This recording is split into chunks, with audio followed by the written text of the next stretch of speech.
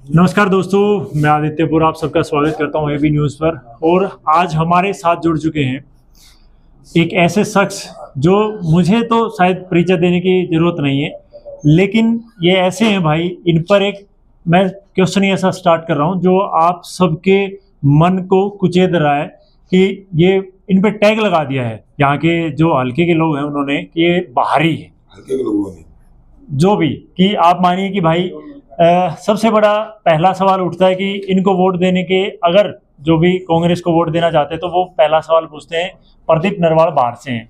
तो भाई मैं इनकी तरफ से एक बात खुद बोल देता हूँ पहले तो, जब भी कहते हैं ना हरियाणा का बंदा कितने बाहर मिले है, लाइक मध्य प्रदेश में, यूपी में, तो उड़ जाइए कितने हरियाणा थे, एक बंदा चाहे पंचकूला का और दूसरा नारनौल का, भाई हरियाणा का है।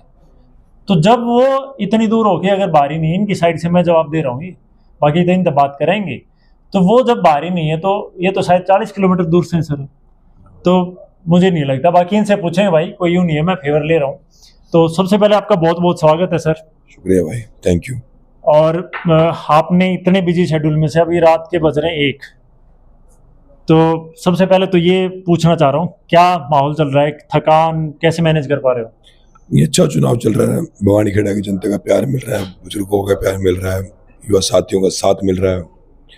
और जो आपने शुरुआत की, जो लोग भारी नहीं कर रहे हैं, भाजपा के लोग भारी कर रहे हैं। अच्छा, वो भारी नहीं कह रहे, वो तो भारी कह रहे हैं, उनपे भारी पड़ रहे हैं, वैसा भारी कह रहे हैं। देखिए, जनता ने बड़ा प्यार दिया है पिछले 10 दिनों में, लोगों के बीच में गए और हर तरह का समर्थन मिला, हर वर्ग से समर्थन मिला, 36 बिरादरी समर्थन मिला, और अच्छा चुनाव है। हम लोग पूरी ताकत से लड़ेंगे और जीतेंगे।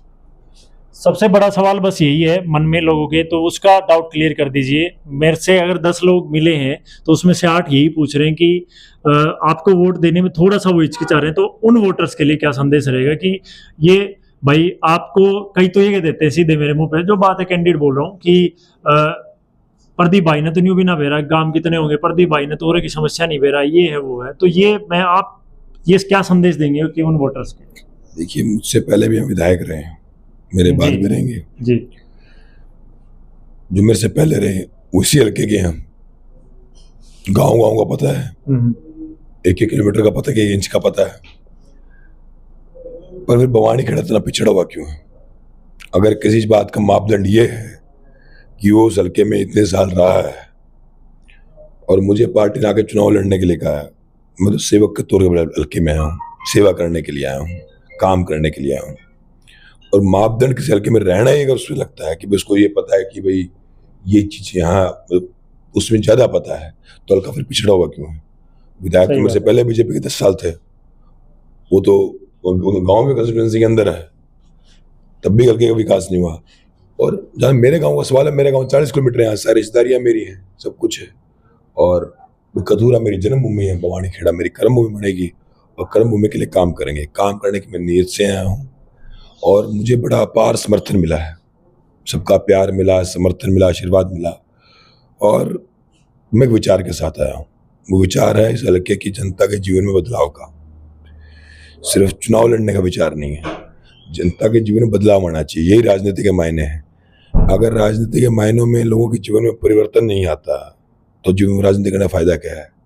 अगर राजनीति के मायनों में गांवों में स्कूल अच्छे नहीं बन रहे, पीने की व्यवस्था नहीं, पानी की, सिंचाई के पानी की व्यवस्था नहीं, नहर में पानी नहीं आ रहा, तो फिर राजनीति का फायदा क्या है भाई? मानो यहाँ मैं कह रहा हूँ, मेरे से पहले जो विधायक थे वो तो यहीं से थे, फिर समस्या ही क्यों आज तक खत्म क्यों नहीं हुई? ये सवाल है मेरे सामने, सबके दिमाग में सवाल है। इसलिए मुझे बहुत ज्यादा प्यार मिला कि जनता को पता कि हमारा बेटा काम करने आया है और मैं वाकई हल्के के लिए काम करने आया हूँ, इसलिए वो साथ जुड़ रहे हैं, इतना प्यार दे रहे हैं, समर्थन दे रहे हैं। और देखिए, राजनीति में चुनाव एक प्रक्रिया है, उसमें आज हम लोग बैठे हैं। मुझे पार्टी आला कमान हुड्डा साहब का आदेश हुआ चुनाव लड़ना, मैं चुनाव लड़ने आया। लेकिन अब भवानी खेड़ा मेरी कर्मभूमि है, इसी मिट्टी में रहूंगा, इसी मिट्टी में आगे बढ़ेंगे, इसी मिट्टी में मरेंगे, इस मिट्टी की सेवा करेंगे। पर 5 साल बाद कोई ये नहीं कहेगा कि भवानी खेड़ा पिछड़ा इलाका है। लोग ये कहेंगे भवानी खेड़ा में विकास हुआ, आगे बढ़ा है। गांव देहात के बेटा बेटी के लिए तरक्की का एक ही रास्ता है, वो है गाँव के स्कूल। गरीब आदमी की पहली जरूरत है गांव में किसी बीमारी में मेरे पास गांव में अस्पताल अच्छा हो। ये जरूरत है, मांग है कि पानी भी आए ताकि उसके घर में अन्न हो। परंतु जब ये चीजें पूरी नहीं हो पा रही हैं तो फिर इसका मतलब राजनीति में बदलाव की जरूरत है, दृष्टिकोण में बदलाव की जरूरत है, चश्मों में बदलाव की जरूरत है। उसी विचार से आए हैं और जनता का बड़ा प्यार मिल रहा है, समर्थन मिल रहा है, आगे बढ़ेंगे, चुनाव जीतेंगे। दो बातें हैं, एक तो जो आपने पानी का मुद्दा कहा, सुंदर नहर में पानी नहीं, तो मैं जैसे महम, गोहाना, रोहतक काफ़ी जगह घूम चुका हूँ, तो वहाँ के लोगों ने कहा कि हुड्डा के टाइम पे नहर जमा पानी आखिर तक काई जमी रहा करती। इस बारे में आपको पता होगा, आपने बोला भी होगा। और दूसरा ये, मैंने एक दो क्लिप देखी आपकी, तो आप कह रहे बुआनी खेड़ा को मैं हरियाणा में नंबर 1 बनाऊंगा, तो ये कहाँ तक वाजिब लग रहा है? देखिए, किसी भी हल्के को नंबर 1 बनाने का मतलब सिर्फ ये नहीं है कि इस हल्के में बहुत सारा इंफ्रास्ट्रक्चर खड़ा कर दो। उसका मतलब ये भी है जो चीजें हैं उनको दुरुस्त कर दो। आप मानो मैं कल खरक कलंगा गया, कलंगा में स्कूल है, स्कूल में जाड़े जमे हुए हैं, बड़ी घास जमी हुई है, बच्चे पढ़ नहीं पा रहे ठीक से। कई गाँव में गया, वहाँ स्कूल की व्यवस्था है पर वहाँ पे टीचर्स पूरे नहीं है। इन छोटी छोटी चीजों, बुनियादी चीजें, इन चीजों का हल्का बढ़ता है, आपसी भाईचारे से हल्का बढ़ता है, कितना युवाओं को रोजगार मिला उससे हल्का बढ़ता है। तो ये छोटी छोटी चीजें ठीक करनी पड़ेंगी। उसके लिए दृष्टिकोण विधायक का एक विधायकी से अलग होना पड़ेगा, एक सामाजिक दृष्टिकोण रखना पड़ेगा। अगर दृष्टिकोण सिर्फ विधायक बनना और विधानसभा चंडीगढ़ पहुंचना, फिर ये कुछ ये ठीक नहीं हो पाएंगी। दृष्टिकोण रखना पड़ेगा इस सेवक के तौर पे। ये प्राइमरी हेल्थ सेंटर है, कई गाँव में है, कईयों में नहीं है। जहाँ पे है वहाँ कमजोरी है, वो ठीक से चलने, दवाइयों की कमी है या है ही नहीं।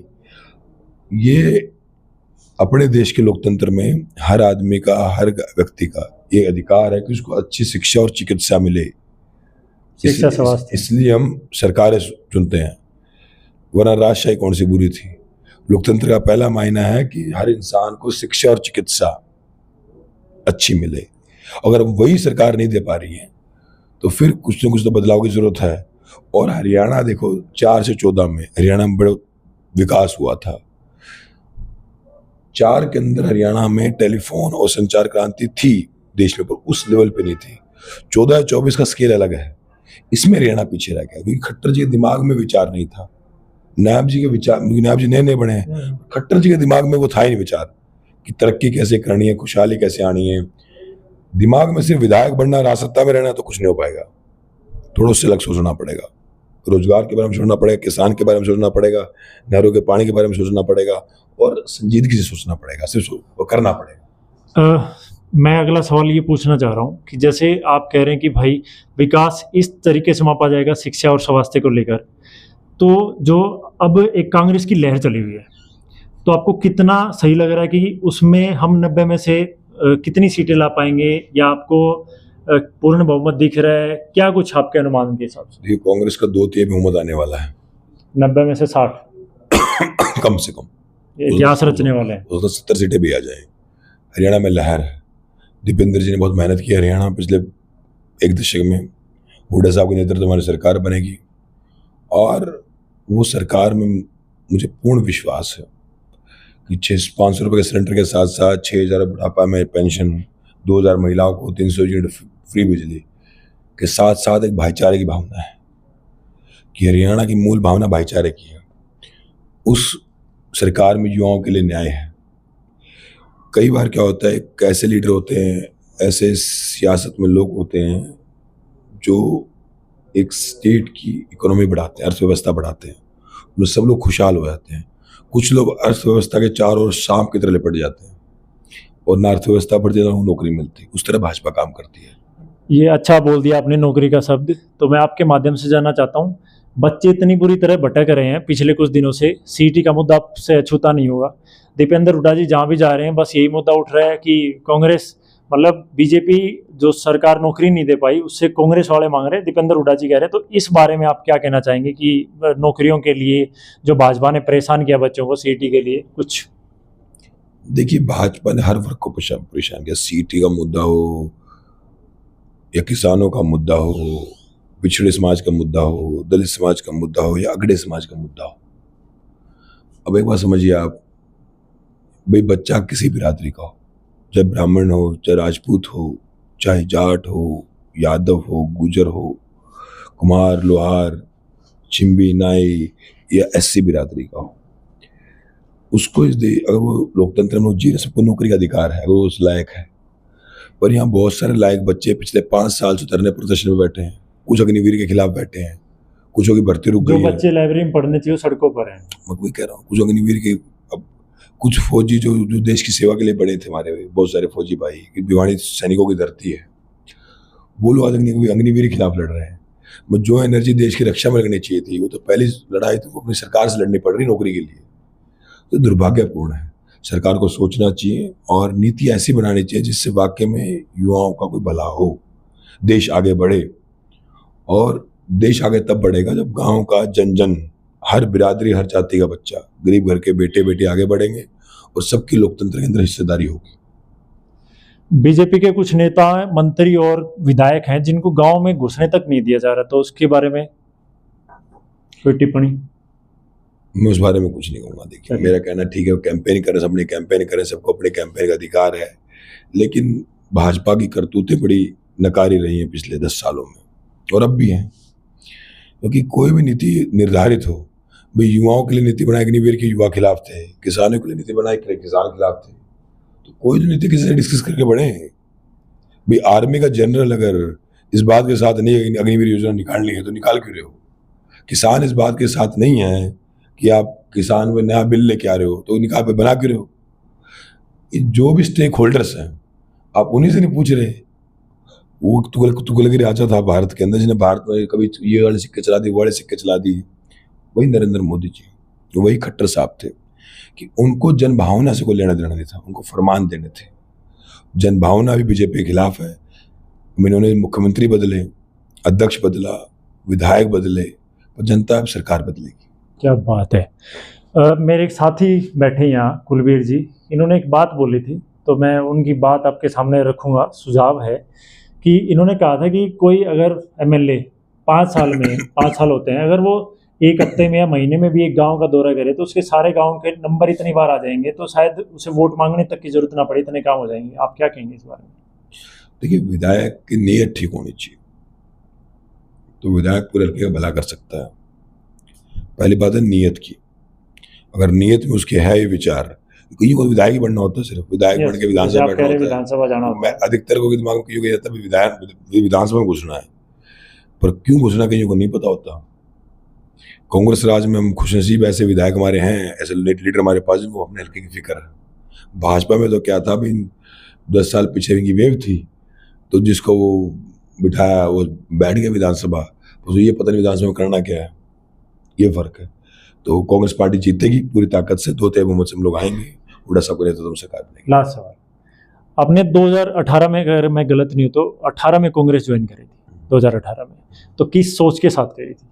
देखो, मैं हमेशा जन आंदोलनों में रहा और मैं हमेशा भगत सिंह जी को पढ़ के, शहीद भगत सिंह, बाबा साहब अम्बेडकर, सर छोटू राम, नेहरू जी, पंडित नेहरू जी, हम लोग बड़े इंस्पायर रहे, हम लोग बड़े, ठीक है। इंदिरा जी का सफर पढ़ के, और उसके बाद VP सिंह जी का जो सामाजिक न्याय का विचार था, इनको हम लोग पढ़ के यहाँ तक आए हैं। राजीव जी की जो सोच थी उसको पढ़ के यहाँ तक आए हैं।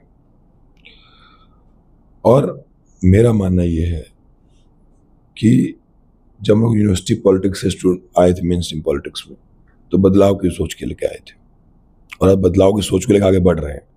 तो इसलिए किसी चीज़ की बहुत ज़्यादा चिंता का मामला, वो मतलब हम लोग चिंता करते हैं कि सिर्फ विचार वो जो है वो जमीन पे लगना चाहिए, और जिनके दिमाग में विचार नहीं होते वो बहुत चिंतित होते हैं। हमारी चिंता सिर्फ विचार को लेके है। अगर शहीद भगत सिंह के सपनों का भारत बनेगा तो उस भारत में, शहीद भगत सिंह क्या कहते थे, वो कहते थे कि इस देश में लड़ाई हमारी साम्राज्यवाद से भी है, उसके साथ साथ लड़ाई पूंजीवाद से भी है, एक्युमुलेशन ऑफ वेल्थ जिसको बोलते हैं। तो इस देश में हर व्यक्ति को समानता का अधिकार है, समान अवसर का अधिकार है, किसी भी जाति बिरादरी का हो। एक अपर कास्ट के बच्चा अगर गरीब है उसको भी नौकरी का अधिकार है, नीचे वाले को अधिकार, सबको अधिकार है, सबके साथ न्याय हो, देश आगे बढ़े, बस मैं निकलना। चलिए धन्यवाद। तो ये थे हमारे साथ भवानीखेड़ा हल्के से कांग्रेस प्रत्याशी। तो आपने जाने इनके विचार, और जुड़े रहिए हमारे साथ मोर अपडेट्स के लिए। धन्यवाद।